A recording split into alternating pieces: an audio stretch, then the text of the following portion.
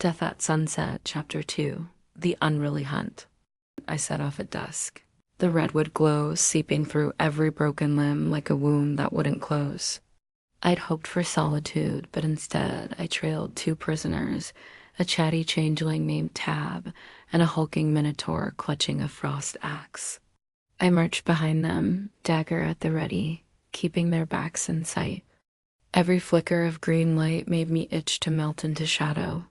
Tab flitted ahead, eyes scanning our surroundings with that unsettling curiosity only changelings possess.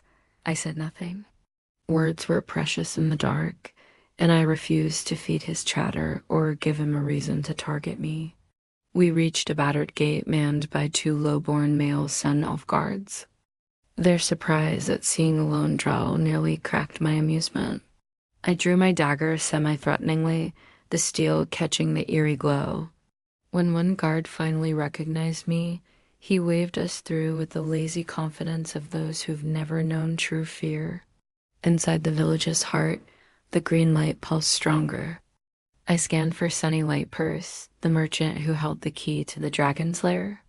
But Tab had other plans. He slipped from our line and began persuading villagers to join our motley band.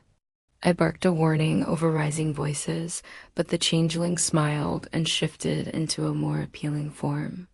One villager, dazzled by magic, stepped forward as if bound by some invisible thread. Chaos erupted when Tab tried recruiting another elf. Words turned to fists, steel rang on steel, and the brawl drew every eye.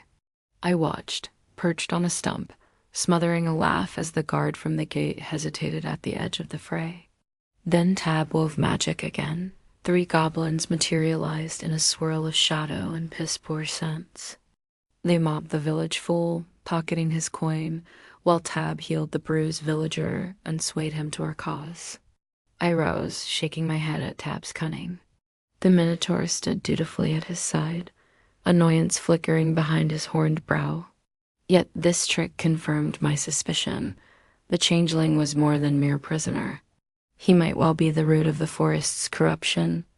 An old man, trembling in gratitude, confirmed my darkest fear, a dragon's sword overhead, terrorizing the outskirts. Moments later, a woman's voice rang out. Sunny Lightpurse emerged, brisk and businesslike, her eyes flicking to my blade.